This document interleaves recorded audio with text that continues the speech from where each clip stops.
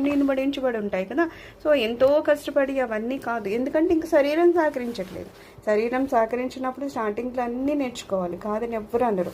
అన్నీ మనం నేర్చుకుంటూ, పిల్లలు ఉన్నారంటే ఫస్ట్ స్కూల్కి వెళ్తారు, స్కూల్కి వెళ్ళి అక్కడ అన్నీ నేర్చుకుంటేనే ఆ తర్వాత వాళ్ళు ఏ ఆఫీస్కి వెళ్ళని ఇంకోటి అవని వాళ్ళు ఎంత ప్రాపర్గా ఉండగలుగుతారు. ఎందుకంటే ఇక్కడ ఒకటి నేర్చుకుని ఉన్నారు కదా. అలాగా ఫస్ట్ ఇవన్నీ నేర్చుకుంటారు, కానీ అదే స్థితిలో ఉండిపోకుండా ఇంకా ముందుకు వెళ్ళి ఎలా అయితే మొత్తం వృక్షము ఒక చిన్న విత్తనం నుంచి వచ్చిందో అలాగే పెద్ద సృష్టి అంతా ఎక్కడి నుంచి వచ్చింది, ఆ పరమాత్మ నుంచి వచ్చింది. ఒకటేం చెప్తారు మనకి, రాముని కన్నా రామనామం గొప్పది అంటారు. అలాగా ఎప్పుడైతే మనకి తెలుస్తుందో ఇన్ని రకాలుగా ఏవేవేవో చేయడం కన్నా ఒక్క నామంలోనే ఆ సర్వస్వ అయిన పరమాత్మను మనం పొందగలము అని అప్పుడు ఏం చేయాలి. ఎందుకంటే అక్కడ వయసు మించి ఉన్నది, శరీరం సహకరించదు, వాక్ సహకరించదు. ఆ సమయంలో స్వామి ఏమంటున్నారు, మూఢుడు అంటే ఇంకా అలాగా ఏదో చేస్తేనే భగవంతుడు దొరుకుతాడు అనే స్థితిలో ఉండిపోయాడు. సహజంగా మనకి ఉన్న ఒక అపనమ్మకం కూడా అదే, చాలా కష్టపడినా లేకపోతే చాలా ఎక్కువ ఏమన్నా చేస్తే అప్పుడే కదా మనం పూజ చేసామన్న ఒక అపోహ మనకు ఉంటుంది. సులభంగా చేస్తే భగవంతుడు ఎక్కడ దొరుకుతాడులే అన్నట్టు ఉంటుంది. అంటే సులభమేం కాదు, అంతర్ముఖమై భగవంతుడిని పట్టుకోవడం.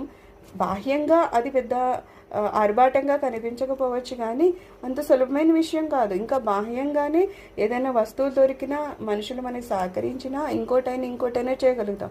కానీ అంతర్ముఖమై మనలో ఉన్న ఆత్మను పట్టుకోవడం అంత ఈజీయా? అది కష్టమే, కనిపించిన కష్టం అది, అంటే బాహ్యంగా అర్థం కాదు అది.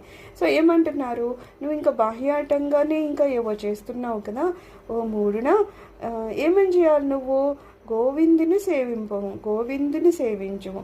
మరణం సమీపించినప్పుడు డుక్కృన్నరణే అనే వ్యాకరణ సూత్రము నిన్ను రక్షించదు కదా. అప్పుడు ఏం చేయాలి, మనకేం చెప్తారు, మరణం వచ్చినప్పుడు ఏదో రామాను నారాయణ రాధాను అంటే ఆ నామం వలన మనము ఎప్పుడైతే శరీరాన్ని వదులుతున్నప్పుడు నువ్వు ఏదైతే ఆలోచిస్తావో దాన్ని బట్టే మనకి తర్వాత స్థితి వస్తుంది అని చెప్తారు కదా. మనకి జడం భరతుని స్టోరీ చెప్పినప్పుడు అదే కదా చెప్తారు. ఆయన చాలా గొప్ప స్థితిలోనే ఉన్నారు, ఇంకా మోక్షము చాలా దగ్గరలో ఉంది. అలాంటప్పుడు ఆయన తపస్సు చేసుకుంటూ ఉంటే సడన్గా ఏవో అరుపులై వినిపిస్తాయి. ఏంటంటే పక్కన నదిలో ఒక లేడీ పూర్తి గర్భంతో ఉంది, వెనకేమో ఏదో పులి తరుముతోంది.